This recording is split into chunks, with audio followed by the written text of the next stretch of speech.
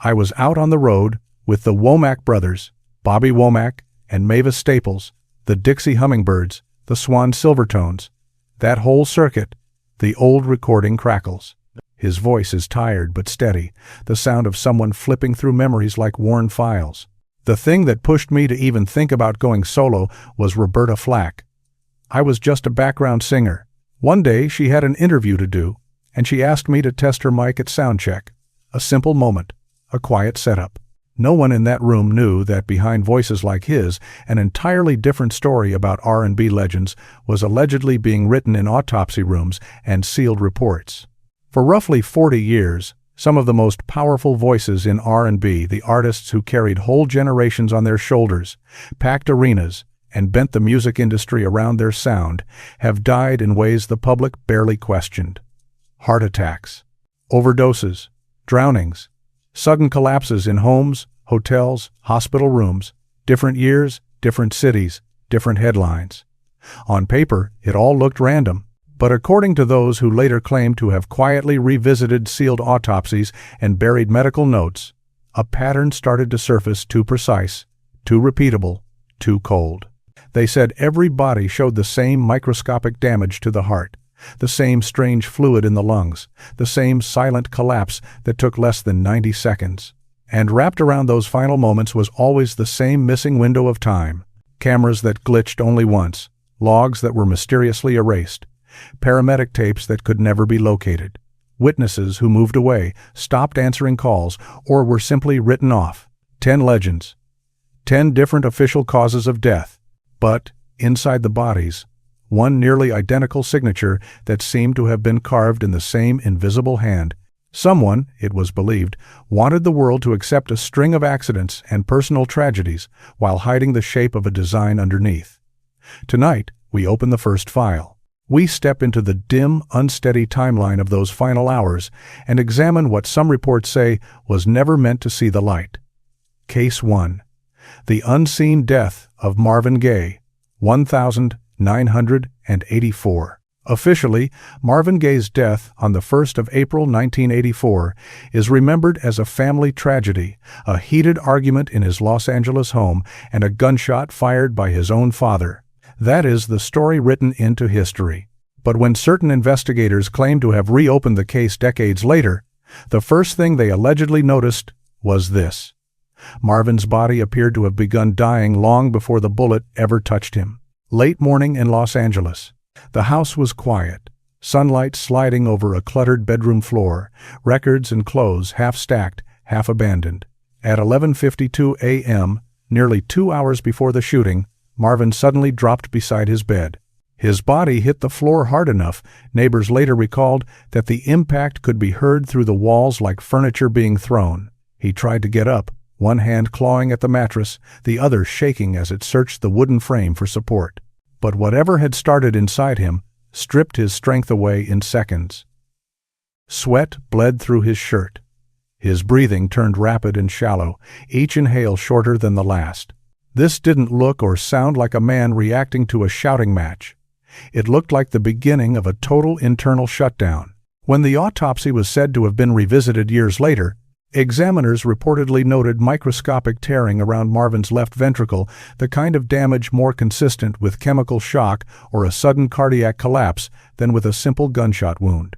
His lungs, according to those secondary notes, held a thin layer of white froth, a classic sign of acute respiratory failure. Yet none of that appeared in the official public summary. Not a single line mentioned it. And then the timeline darkened. A neighbor dialed 911 immediately after hearing that heavy crash, sometime close to noon. But when those calls were allegedly checked years later, the audio was gone. Only silent timestamps remained, marking a chilling 47-minute gap between the first emergency call and the dispatcher log that survived. Police arrived, on paper, later than basic response times would suggest they should have. The story inside the paperwork shifted again. A handwritten preliminary coroner's note, which supposedly described Marvin as having collapsed prior to the gunshot trauma, was said to have been quietly removed from the finalized report. When his relatives were interviewed long after his death, they remembered Marvin looking unusually pale that morning, moving slower, appearing confused. He'd complained of chest tightness and dizziness symptoms that rarely match a sudden explosive confrontation, but do match a heart and nervous system already under stress. What remains difficult to ignore, even through layers of rumor, lost notes, and official statements, is this. Even if that argument had never erupted, Marvin Gaye's body seemed to have already begun to fail him. His heart was unraveling. His lungs were on the verge of collapse. The gunshot did not initiate his death, it ended a process that was already in motion. And according to those who studied the other files, that same process would reappear almost identically in 9 more R&B legends. Case 2. David Ruffin. The man left at the ER door, 1991. David Ruffin's death on the 1st of June 1991 was officially stamped as an overdose. Another soul legend, another cautionary tale about addiction. That was the story, repeated on television, in newspapers, and in casual conversations. But according to those who later claimed to have re-examined his autopsy and the surrounding records, the overdose explanation didn't fit his body, didn't fit the timeline, and didn't fit the last minutes of his life. Hours earlier, at 3:08 a.m., David was alone in the small bathroom of his Philadelphia place. The hallway light outside flickered, throwing a nervous, trembling glow across the cracked tiles. He gripped the sink with both hands, staring at himself in the mirror, eyes glassy, focus drifting, skin slick with sweat, as if he had stepped out of a furnace. He whispered that his body felt like it was burning from the inside just before his breath hitched. His knees buckled. He slammed against the wall and slid down in a violent shudder that rattled the pipes. The crash echoed through the apartment, a single, heavy impact. This wasn't the wild chaos people picture when they hear overdose. It was sudden, targeted failure, eerily similar to the collapse Marvin had suffered years before. And then, the timeline twisted into something far more unsettling. There was no ambulance called to his home. Instead, David reached the hospital in the passenger seat of a dark, unmarked car with no license plates. Nurses later recalled that a man in a hooded jacket dragged David's limp body to the sliding ER doors, then turned and disappeared before anyone could ask a single question. Hospital arrival cameras that were supposed to run nonstop, 24 hours a day, were reportedly offline for 11 crucial minutes, the exact window of his drop-off. When doctors examined him, they determined he had been dead for at least 40 minutes before arrival. That meant he hadn't collapsed in the car. He had gone down long before. His toxicology results raised even more suspicion. The concentration in his system was so high, specialists said he should have collapsed hours earlier, not just after 3 in the morning.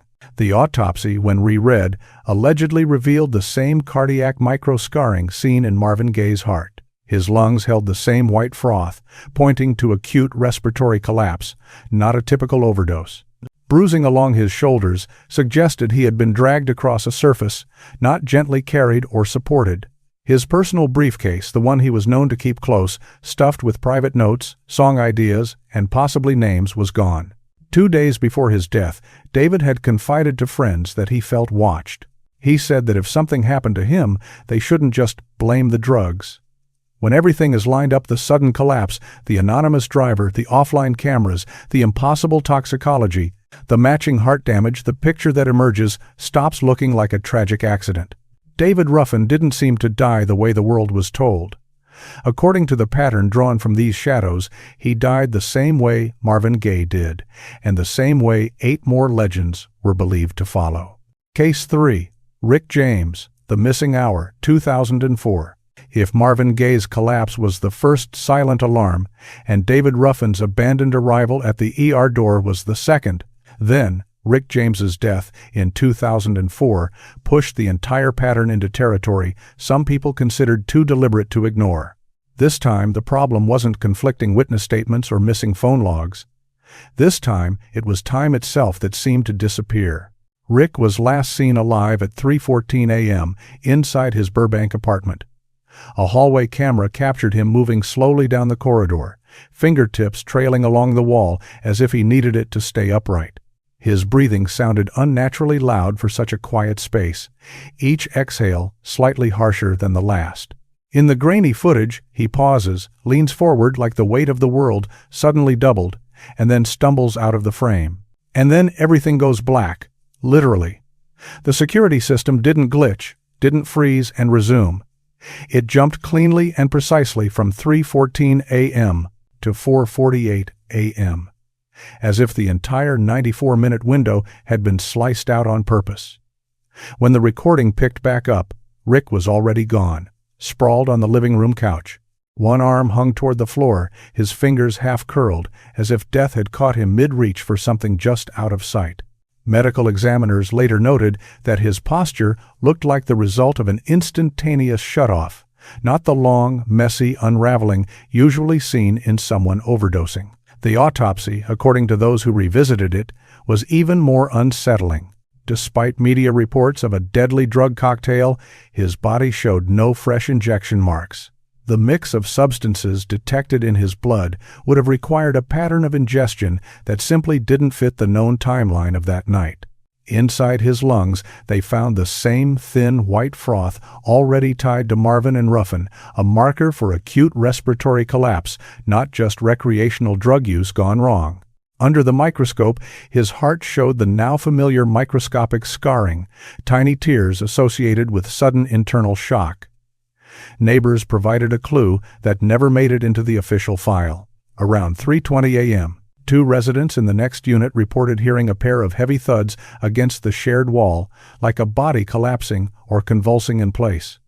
Police dismissed their statements as irrelevant, but the most disturbing detail remained the vanished window of time. During those 94 missing minutes, Rick's body would have gone through the same internal sequence seen in the previous cases.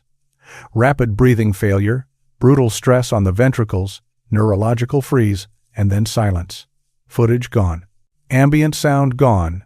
Digital logs gone. Not scattered by random error, but cut out with surgical precision. According to those who believe the pattern is real, someone didn't just cover up how Rick James died, someone covered up when he died. And in a sequence like this, where timing is the thread tying everything together, that detail changes everything. Case 4. James Brown. The 42-hour hospital gap, 2006. James Brown did not die on stage, in a hotel suite, or alone in a spiral of fame and excess. He died under hospital lights, with machines humming around him, nurses standing within arm's reach, and a full medical team watching as something unexplainable tore through his body faster than their training could follow. And the moment he died, the trail of how he died allegedly started to vanish. It began just after midnight on the 25th of December, 2006.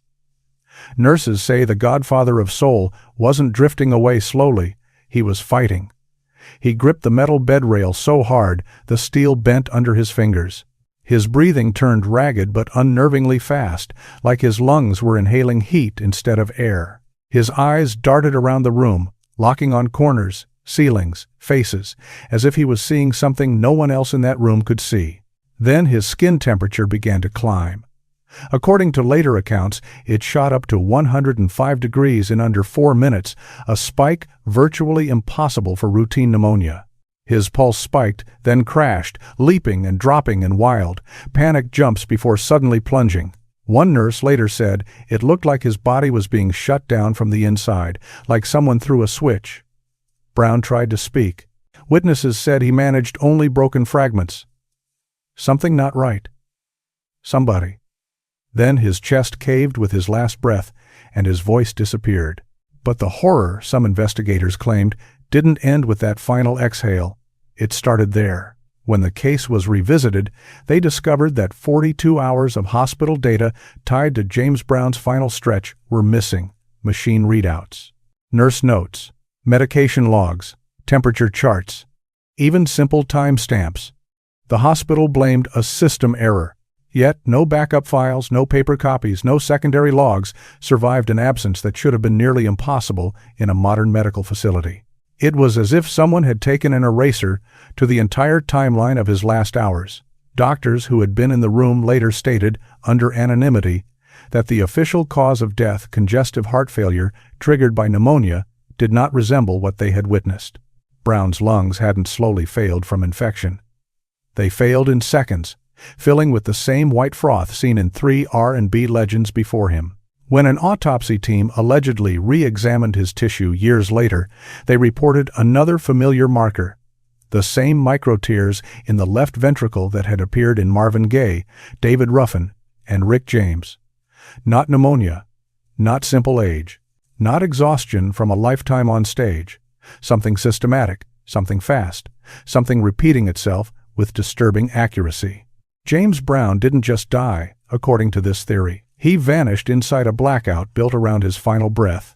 Another file in a growing stack marked by missing time, erased records, and the same signature written deep inside the heart. Case 5. Whitney Houston. The 15-minute blackout, 2012. What if one of the most televised drownings in music history wasn't a drowning at all? That was the question investigators were reportedly forced to confront when Whitney Houston's autopsy was quietly revisited years after her death on the 11th of February 2012. The official story was simple enough: drowning, complicated by heart disease and substance use. But according to those who claimed to have re-examined her body, that explanation started to fall apart the moment they looked beneath the surface. Whitney's remains did not match the profile of someone who fought for air in a bathtub. They matched the profile of someone whose body shut down before water ever became the problem. Beverly Hilton Hotel, room 434, 3:28 p.m. Whitney moved between the bathroom and the vanity table, getting ready for Clive Davis's pre-Grammy party. Witnesses later recalled that she seemed tired, distracted, pausing mid-sentence as if her mind wandered away from her words. Nothing in those moments screamed danger. No one in that room thought she was minutes from dying. Then, according to hotel records, the hallway surveillance system, normally recording without interruption, cut out. A technical malfunction, they called it. The blackout lasted a precise 15 minutes, beginning just before Whitney was last seen alive. Inside the bathroom, steam clouded the mirror. Water still ran into the tub, a steady hiss under the quiet. Investigators pieced together her final movements like a storyboard. She stepped into the bath, lowered herself partway down, and then something invisible seemed to hit her. A small, deep bruise on her forehead showed where she struck the porcelain before sliding beneath the surface. But her position in the tub contradicted the idea of a desperate struggle. There were no signs of her clawing the sides, no evidence of frantic movement. She appeared to have collapsed instantly, every muscle surrendering at once. The reopened autopsy, according to those reports, told an even darker story. Her heart carried the same microscopic scarring found in Marvin Gaye, David Ruffin, Rick James, and James Brown. Her lungs contained white froth, but not in the pattern normally seen in classic drowning victims. It resembled the froth linked to acute pulmonary edema, a sudden, internal shutdown. Toxicology levels suggested sedatives had been taken earlier in the day, not moments before she entered the tub, disrupting the official timeline. Paramedics also noted that Whitney's body temperature felt unusually high for someone who had been submerged in water. Then there was the tub itself. The water was still warm, too warm for the amount of time that had supposedly passed between her collapse and the discovery of her body. Quiet conclusions began to form among those who re-examined the file. Whitney may have lost consciousness before she ever truly settled into the bath. Her heart already faltering, her airways already filling. She didn't drown in the traditional sense. She sank because her body had already betrayed her. The 15-minute blackout lingered like a question no one wanted to answer. Surveillance systems do not typically fail only during the last movements of a global superstar and then recover as soon as the critical window has closed. Witness statements clashed.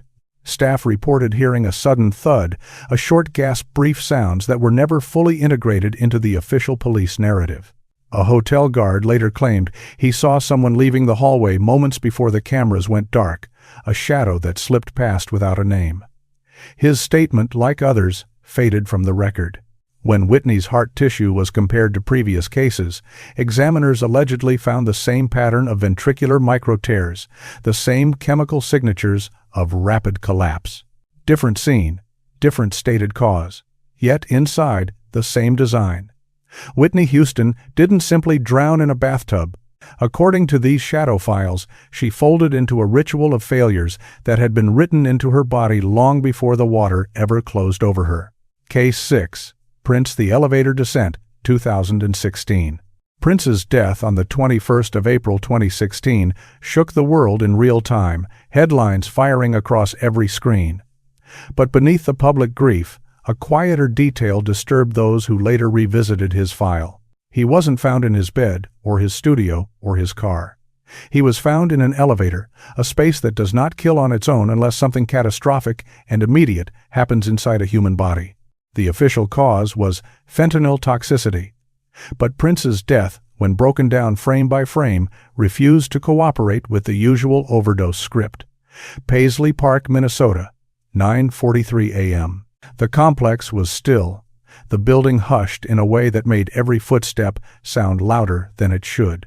Prince had been seen pacing earlier, moving through hallways with a subtle limp, one hand occasionally pressed to his temples. He complained of feeling off, according to staff. But he was still walking, talking, climbing stairs, not stumbling, not slurring, not in the obvious grip of a fatal dose. Then he stepped into the elevator. Investigators believe he pressed the button, leaned back against the wall, and began to exhale. Somewhere in that breath, something went wrong. His body twisted as he fell, striking the metal handrail before crashing to the floor. The position he was discovered in, half sideways, arms slack, knees angled inward, pointed to an instantaneous loss of consciousness. There were no clenched fists, no signs of panic, nothing to suggest a slow, torturous decline. The toxicology report, according to those who reviewed it, presented a brutal math problem. The fentanyl level in his system was so high that collapse would have been expected within seconds of ingestion. That meant he would have had to take it moments before entering the elevator. But security footage reportedly showed no ingestion, no pill, no dropper, no companion handing him anything, just Prince, walking in under his own power. Then came the paperwork anomaly. 3 pages of the toxicology report, pages 5, 6, and 7, went missing. Only those pages, the ones that outlined metabolism breakdown and chronological estimates. Inside his heart tissue, the same microscopic tearing appeared, matching the pattern found in the 5 legends before him. His lungs held foam, identical to Whitney's. His body temperature was slightly elevated, and the elevator's own system recorded a 14-minute blackout, another malfunction, that occurred only during the window when he is believed to have collapsed. Members of his inner circle later said Prince had attracted unwanted attention from outsiders, visitors scheduling meetings he never approved, faces that kept returning without clear purpose. The night before his death, he reportedly told someone close to him, "I don't feel safe in my own home tonight." Hours later, the man who had turned the music world into his kingdom lay alone on an elevator floor, his final moments swallowed by missing footage, missing pages, and missing answers. Prince did not appear to overdose in the way most people understand it. His death, as drawn in these unofficial files, was not slow, not chaotic, not filled with visible struggle. It was immediate, a switch flipped somewhere deep inside his body, following the same invisible sequence already haunting these cases. Different building, different legend, same collapse, same scarring, same missing time. And once more, the truth seemed to vanish behind a set of closing doors. If you know someone whose life or personality mirrors this story, share their name